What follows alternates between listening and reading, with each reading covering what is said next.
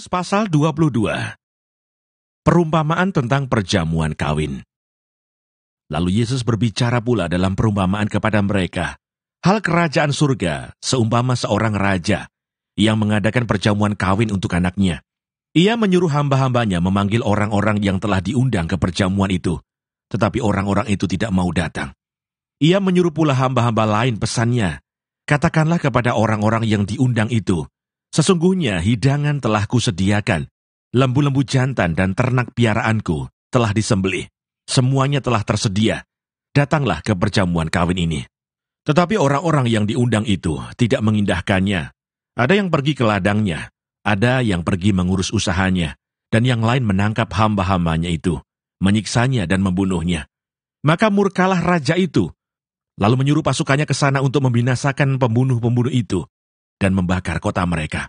Sesudah itu ia berkata kepada hamba-hambanya, perjamuan kawin telah tersedia, tetapi orang-orang yang diundang tadi tidak layak untuk itu. Sebab itu pergilah ke persimpangan-persimpangan jalan, dan undanglah setiap orang yang kamu jumpai di sana ke perjamuan kawin itu. Maka pergilah hamba-hamba itu, dan mereka mengumpulkan semua orang yang dijumpainya di jalan-jalan, orang-orang jahat dan orang-orang baik, sehingga penuhlah ruangan perjamuan kawin itu dengan tamu. Ketika raja itu masuk untuk bertemu dengan tamu-tamu itu, ia melihat seorang yang tidak berpakaian pesta. Ia berkata kepadanya, "Hai saudara, bagaimana engkau masuk kemari dengan tidak mengenakan pakaian pesta?" Tetapi orang itu diam saja.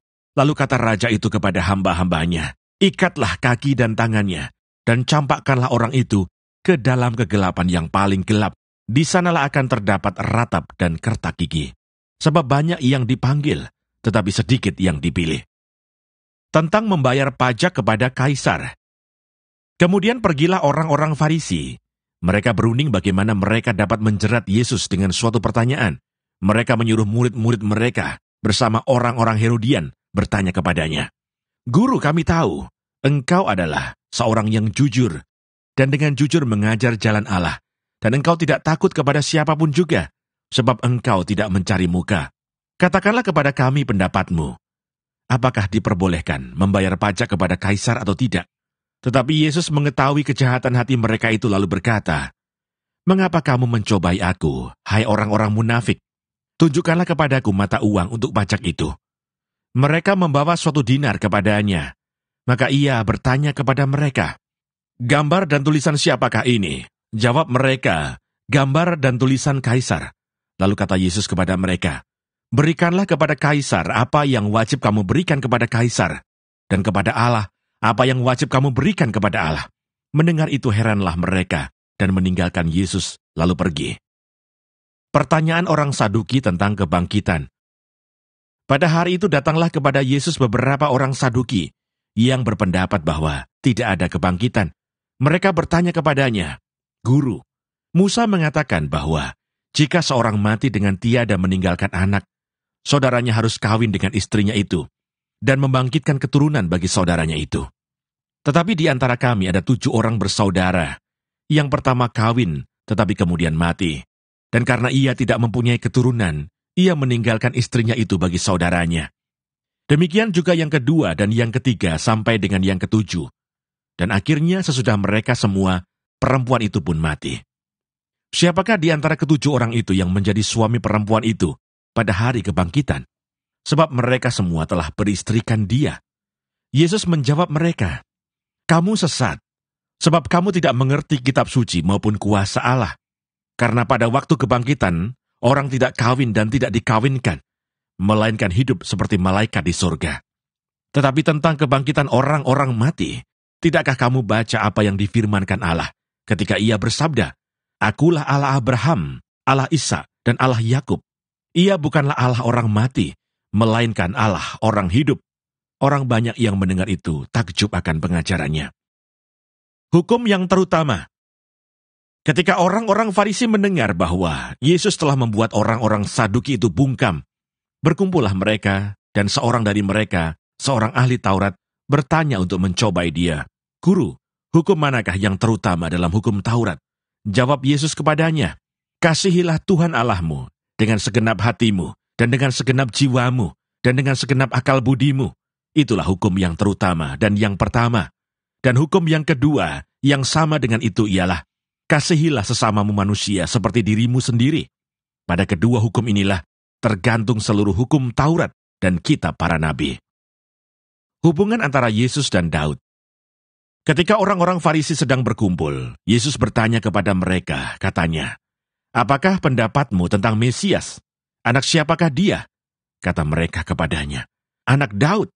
Katanya kepada mereka, "Jika demikian, bagaimanakah Daud oleh pimpinan roh dapat menyebut dia tuannya ketika ia berkata, 'Tuhan telah berfirman kepada Tuanku, duduklah di sebelah kananku, sampai musuh-musuhku kutaruh di bawah kakimu.'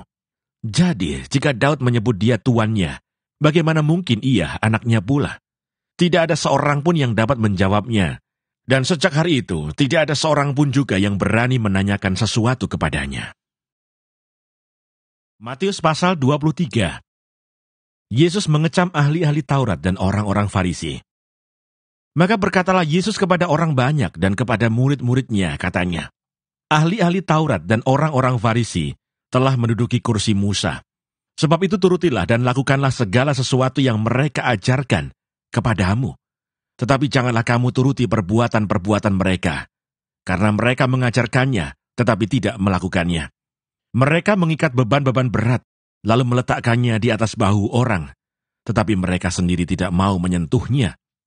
Semua pekerjaan yang mereka lakukan hanya dimaksud supaya dilihat orang. Mereka memakai tali sembahyang yang lebar dan jubah yang panjang. Mereka suka duduk di tempat terhormat dalam perjamuan dan di tempat terdepan di rumah ibadat. Mereka suka menerima penghormatan di pasar dan suka dipanggil rabi. Tetapi kamu, janganlah kamu disebut rabi, karena hanya satu rabimu, dan kamu semua adalah saudara. Dan janganlah kamu menyebut siapapun bapa di bumi ini, karena hanya satu bapamu, yaitu Dia yang di surga. Janganlah pula kamu disebut pemimpin, karena hanya satu pemimpinmu, yaitu Mesias. Barang siapa terbesar di antara kamu, hendaklah ia menjadi pelayanmu. Dan barang siapa meninggikan diri, ia akan direndahkan. Dan barang siapa merendahkan diri, ia akan ditinggikan. Celakalah kamu, hai ahli-ahli Taurat dan orang-orang Farisi, hai kamu orang-orang munafik, karena kamu menutup pintu-pintu kerajaan surga di depan orang. Sebab kamu sendiri tidak masuk, dan kamu merintangi mereka yang berusaha untuk masuk. Celakalah kamu, hai ahli-ahli Taurat dan orang-orang Farisi, hai kamu orang-orang munafik, sebab kamu menelan rumah janda-janda, sedang kamu mengelabui mata orang dengan doa yang panjang-panjang. Sebab itu kamu pasti akan menerima hukuman yang lebih berat. Celakalah kamu, hai ahli-ahli Taurat dan orang-orang Farisi, hai kamu orang-orang munafik, sebab kamu mengarungi lautan dan menjelajah daratan untuk mentobatkan satu orang saja menjadi penganut agamamu. Dan sesudah ia bertobat, kamu menjadikan dia orang neraka yang 2 kali lebih jahat daripada kamu sendiri. Celakalah kamu, hai pemimpin-pemimpin buta yang berkata, bersumpah demi bait Allah. Sumpah itu tidak sah, tetapi bersumpah demi emas bait suci. Sumpah itu mengikat. Hai kamu orang-orang bodoh dan orang-orang buta, apakah yang lebih penting, emas atau bait suci yang menguduskan emas itu? Bersumpah demi mezbah, sumpah itu tidak sah, tetapi bersumpah demi persembahan yang ada di atasnya. Sumpah itu mengikat. Hai kamu orang-orang buta, apakah yang lebih penting, persembahan atau mezbah yang menguduskan persembahan itu? Karena itu barang siapa bersumpah demi mezbah, ia bersumpah demi mezbah, dan juga demi segala sesuatu yang terletak di atasnya. Dan barang siapa bersumpah demi bait suci, ia bersumpah demi bait suci dan juga demi Dia yang diam di situ. Dan barang siapa bersumpah demi sorga, ia bersumpah demi tahta Allah dan juga demi Dia yang bersemayam di atasnya. Celakalah kamu, hai ahli-ahli Taurat dan orang-orang Farisi, hai kamu orang-orang munafik, sebab persepuluhan dari selasih, adas manis dan jintan kamu bayar. Tetapi yang terpenting dalam hukum Taurat kamu abaikan, yaitu keadilan dan belas kasihan dan kesetiaan. Yang satu harus dilakukan, dan yang lain jangan diabaikan. Hai kamu pemimpin-pemimpin buta, nyamuk kamu tapiskan dari dalam minumanmu, tetapi unta yang di dalamnya kamu telan. Celakalah kamu, hai ahli-ahli Taurat dan orang-orang Farisi, hai kamu orang-orang munafik, Sebab cawan dan pinggan kamu bersihkan sebelah luarnya, tetapi sebelah dalamnya penuh rampasan dan kerakusan. Hai orang Farisi yang buta, bersihkanlah dahulu sebelah dalam cawan itu, maka sebelah luarnya juga akan bersih. Celakalah kamu, hai ahli-ahli Taurat dan orang-orang Farisi, hai kamu orang-orang munafik, sebab kamu sama seperti kuburan yang dilabur putih, yang sebelah luarnya memang bersih tampaknya, tetapi yang sebelah dalamnya penuh tulang belulang dan pelbagai jenis kotoran. Demikian jugalah kamu, di sebelah luar kamu tampaknya benar di mata orang, tetapi di sebelah dalam kamu penuh kemunafikan dan kedurjanaan. Celakalah kamu, hai ahli-ahli Taurat dan orang-orang Farisi, hai kamu orang-orang munafik, sebab kamu membangun makam nabi-nabi dan memperindah tugu orang-orang saleh, dan berkata, jika kami hidup di zaman nenek moyang kita, tentulah kami tidak ikut dengan mereka dalam pembunuhan nabi-nabi itu. Tetapi dengan demikian kamu bersaksi terhadap diri kamu sendiri, bahwa kamu adalah keturunan pembunuh nabi-nabi itu. Jadi, penuhilah juga takaran nenek moyangmu. Hai kamu ular-ular, hai kamu keturunan ular beludak, bagaimanakah mungkin kamu dapat meluputkan diri dari hukuman neraka? Sebab itu lihatlah, aku mengutus kepadamu nabi-nabi, orang-orang bijaksana dan ahli-ahli Taurat. Separuh di antara mereka akan kamu bunuh, dan kamu salibkan. Yang lain akan kamu sesah di rumah-rumah ibadatmu, dan kamu aniaya dari kota ke kota. Supaya kamu menanggung akibat penumpahan darah orang yang tidak bersalah, mulai dari Habel, orang benar itu, sampai kepada Zakaria, anak Berekiah, yang kamu bunuh di antara tempat kudus dan mezbah. Aku berkata kepadamu, sesungguhnya semuanya ini akan ditanggung angkatan ini. Keluhan terhadap Yerusalem. Yerusalem, Yerusalem, engkau yang membunuh nabi-nabi dan melempari dengan batu orang-orang yang diutus kepadamu. Berkali-kali aku rindu mengumpulkan anak-anakmu, sama seperti induk ayam mengumpulkan anak-anaknya di bawah sayapnya, tetapi kamu tidak mau. Lihatlah rumahmu ini akan ditinggalkan dan menjadi sunyi, dan aku berkata kepadamu, mulai sekarang kamu tidak akan melihat aku lagi, hingga kamu berkata, diberkatilah dia yang datang dalam nama Tuhan. Matius pasal 24. Khotbah tentang akhir zaman. Bait Allah akan diruntuhkan. Sesudah itu Yesus keluar dari bait Allah lalu pergi. Maka datanglah murid-muridnya dan menunjuk kepada bangunan-bangunan bait Allah. Ia berkata kepada mereka, kamu melihat semuanya itu? Aku berkata kepadamu, sesungguhnya tidak satu batu pun di sini akan dibiarkan terletak di atas batu yang lain. Semuanya akan diruntuhkan. Permulaan penderitaan. Ketika Yesus duduk di atas Bukit Zaitun, datanglah murid-muridnya kepadanya untuk bercakap-cakap sendirian dengan dia. Kata mereka, katakanlah kepada kami, bila manakah itu akan terjadi, dan apakah tanda kedatanganmu dan tanda kesudahan dunia? Jawab Yesus kepada mereka, waspadalah, supaya jangan ada orang yang menyesatkan kamu. Sebab banyak orang akan datang dengan memakai namaku dan berkata, akulah Mesias, dan mereka akan menyesatkan banyak orang. Kamu akan mendengar deru perang atau kabar-kabar tentang perang. Namun berawas-awaslah, jangan kamu gelisah. Sebab semuanya itu harus terjadi, tetapi itu belum kesudahannya. Sebab bangsa akan bangkit melawan bangsa, dan kerajaan melawan kerajaan. Akan ada kelaparan dan gempa bumi di berbagai tempat. Akan tetapi semuanya itu barulah permulaan penderitaan menjelang zaman baru. Pada waktu itu kamu akan diserahkan supaya disiksa, dan kamu akan dibunuh, dan akan dibenci semua bangsa oleh karena namaku. Dan banyak orang akan murtad, dan mereka akan saling menyerahkan dan saling membenci. Banyak nabi palsu akan muncul dan menyesatkan banyak orang. Dan karena makin bertambahnya kedurhakaan, maka kasih kebanyakan orang akan menjadi dingin. Tetapi orang yang bertahan sampai pada kesudahannya akan selamat. Dan Injil kerajaan ini akan diberitakan di seluruh dunia, menjadi kesaksian bagi semua bangsa. Sesudah itu barulah tiba kesudahannya. Siksaan yang berat dan Mesias-Mesias palsu. Jadi apabila kamu melihat pembinasa keji berdiri di tempat kudus, menurut firman yang disampaikan oleh Nabi Daniel, para pembaca hendaklah memperhatikannya. Maka orang-orang yang di Yudea haruslah melarikan diri ke pegunungan. Orang yang sedang diperangi di atas rumah, janganlah ia turun untuk mengambil barang-barang dari rumahnya. Dan orang yang sedang di ladang, janganlah ia kembali untuk mengambil pakaiannya. Celakalah ibu-ibu yang sedang hamil, atau yang menyusukan bayi pada masa itu. Berdoalah supaya waktu kamu melarikan diri itu, jangan jatuh pada musim dingin dan jangan pada hari Sabat. Sebab pada masa itu akan terjadi siksaan yang dahsyat, seperti yang belum pernah terjadi sejak awal dunia sampai sekarang, dan yang tidak akan terjadi lagi. Dan sekiranya waktunya tidak dipersingkat, maka dari segala yang hidup tidak akan ada yang selamat. Akan tetapi, oleh karena orang-orang pilihan waktu itu akan dipersingkat. Pada waktu itu jika orang berkata kepada kamu, lihat, Mesias ada di sini atau Mesias ada di sana, jangan kamu percaya.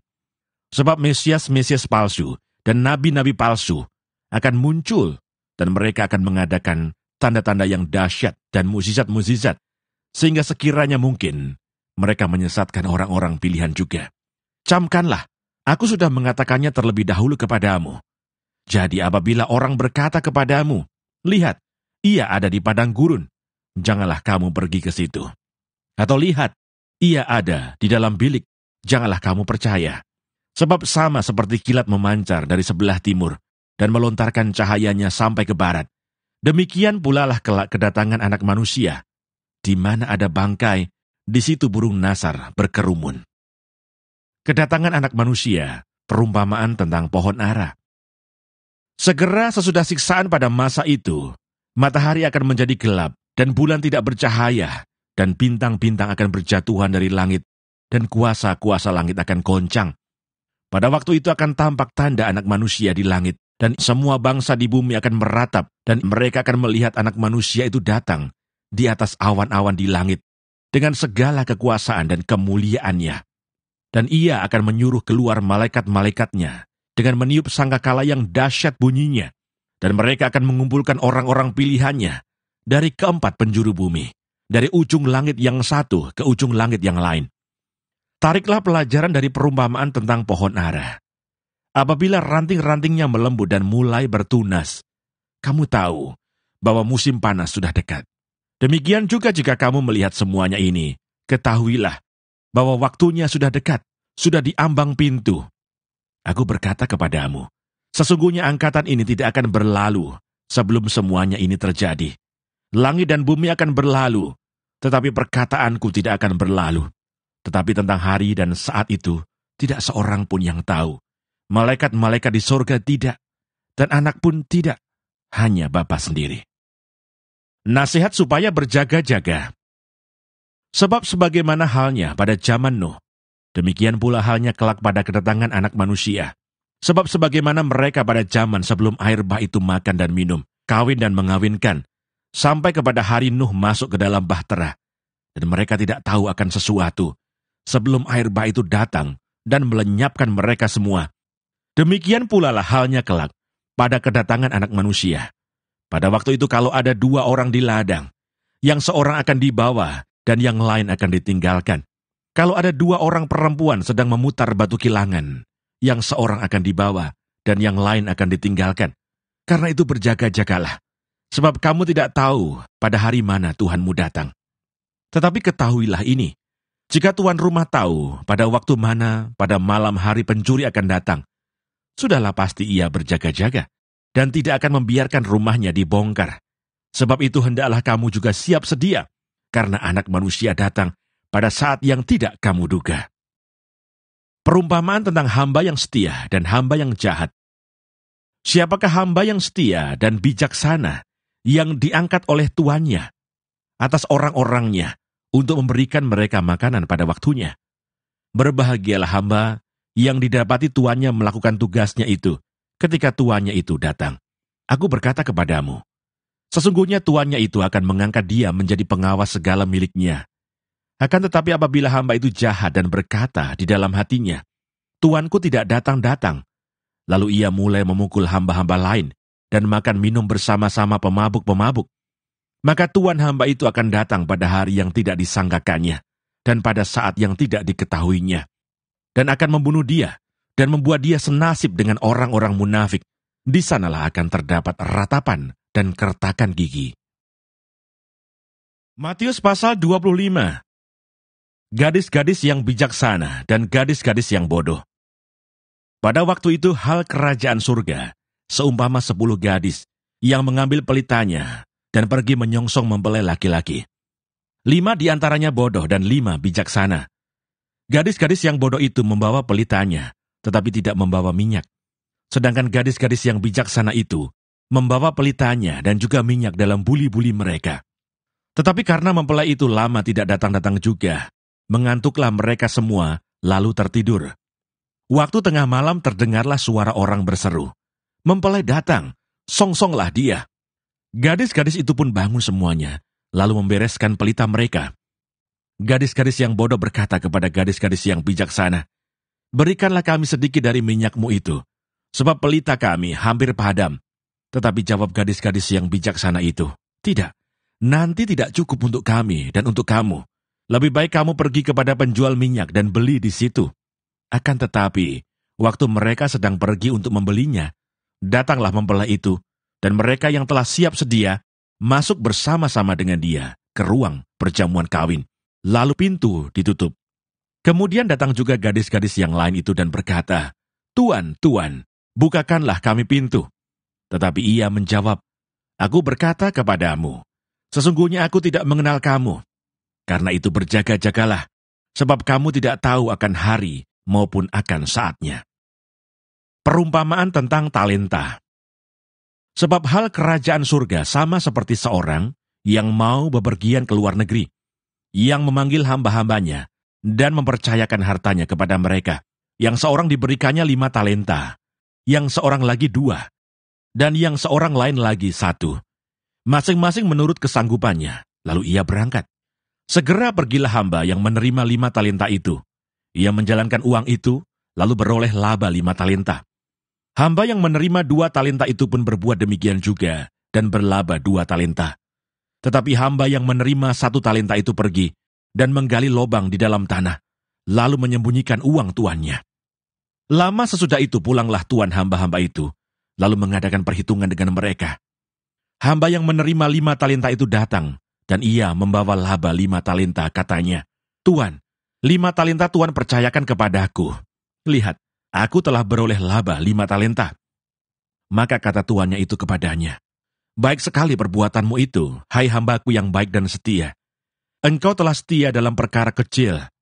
Aku akan memberikan kepadamu tanggung jawab dalam perkara yang besar. Masuklah dan turutlah dalam kebahagiaan tuanmu." Lalu datanglah hamba yang menerima 2 talenta itu, katanya, "Tuan, 2 talenta Tuan percayakan kepadaku. Lihat, aku telah beroleh laba 2 talenta." Maka kata tuannya itu kepadanya, "Baik sekali perbuatanmu itu, hai hambaku yang baik dan setia. Engkau telah setia memikul tanggung jawab dalam perkara yang kecil. Aku akan memberikan kepadamu tanggung jawab dalam perkara yang besar. Masuklah dan turutlah dalam kebahagiaan tuanmu." Kini datanglah juga hamba yang menerima 1 talenta itu dan berkata, "Tuan, aku tahu bahwa Tuan adalah manusia yang kejam, yang menuai di tempat di mana Tuan tidak menabur, dan yang memungut dari tempat di mana Tuan tidak menanam. Karena itu aku takut dan pergi menyembunyikan talenta Tuan itu di dalam tanah. Ini, terimalah kepunyaan Tuan." Maka jawab tuannya itu, "Hai kamu hamba yang jahat dan malas, jadi kamu sudah tahu bahwa aku menuai di tempat di mana aku tidak menabur, dan memungut dari tempat di mana aku tidak menanam. Karena itu sudahlah, seharusnya uangku itu kau berikan kepada orang yang menjalankan uang, supaya sekembaliku aku menerimanya serta dengan bunganya. Sebab itu ambillah talenta itu daripadanya, dan berikanlah kepada orang yang mempunyai 10 talenta itu. Karena setiap orang yang mempunyai, kepadanya akan diberi, sehingga ia berkelimpahan. Tetapi siapa yang tidak mempunyai, apapun juga yang ada padanya akan diambil daripadanya. Dan campakkanlah hamba yang tidak berguna itu ke dalam kegelapan yang paling gelap. Di sanalah akan terdapat ratap dan kertak gigi." Penghakiman terakhir. Apabila Anak Manusia datang dalam kemuliaannya, dan semua malaikat bersama-sama dengan dia, maka ia akan bersemayam di atas tahta kemuliaannya. Lalu semua bangsa akan dikumpulkan di hadapannya, dan ia akan memisahkan mereka seorang daripada seorang, sama seperti gembala memisahkan domba dari kambing. Dan ia akan menempatkan domba-domba di sebelah kanannya, dan kambing-kambing di sebelah kirinya. Dan raja itu akan berkata kepada mereka yang di sebelah kanannya, "Mari, Hai kamu yang diberkati oleh Bapa-Ku, terimalah kerajaan yang telah disediakan bagimu sejak dunia dijadikan. Sebab ketika aku lapar, kamu memberi aku makan. Ketika aku haus, kamu memberi aku minum. Ketika aku seorang asing, kamu memberi aku tumpangan. Ketika aku telanjang, kamu memberi aku pakaian. Ketika aku sakit, kamu melawat aku. Ketika aku di dalam penjara, kamu mengunjungi aku. Maka orang-orang benar itu akan menjawab dia katanya, Tuhan, bila manakah kami melihat engkau lapar, dan kami memberi engkau makan, atau haus dan kami memberi engkau minum? Bila manakah kami melihat engkau sebagai orang asing, dan kami memberi engkau tumpangan, atau telanjang dan kami memberi engkau pakaian? Bila manakah kami melihat engkau sakit atau dalam penjara, dan kami mengunjungi engkau? Dan raja itu akan menjawab mereka, Aku berkata kepadamu, sesungguhnya segala sesuatu yang kamu lakukan untuk salah seorang dari saudaraku yang paling hina ini, kamu telah melakukannya untuk aku. Dan ia akan berkata juga kepada mereka yang di sebelah kirinya, Enyahlah dari hadapanku, hai kamu orang-orang terkutuk, enyahlah ke dalam api yang kekal, yang telah sedia untuk iblis dan malaikat-malaikatnya. Sebab ketika aku lapar, kamu tidak memberi aku makan. Ketika aku haus, kamu tidak memberi aku minum. Ketika aku seorang asing, kamu tidak memberi aku tumpangan. Ketika aku telanjang, kamu tidak memberi aku pakaian. Ketika aku sakit dan dalam penjara, kamu tidak melawat aku. Lalu mereka pun akan menjawab dia katanya, Tuhan, bila manakah kami melihat engkau lapar atau haus, atau sebagai orang asing, atau telanjang atau sakit, atau dalam penjara, dan kami tidak melayani engkau? Maka ia akan menjawab mereka, Aku berkata kepadamu, sesungguhnya segala sesuatu yang tidak kamu lakukan untuk salah seorang dari yang paling hina ini, kamu tidak melakukannya juga untuk aku. Dan mereka ini akan masuk ke tempat siksaan yang kekal, tetapi orang benar ke dalam hidup yang kekal.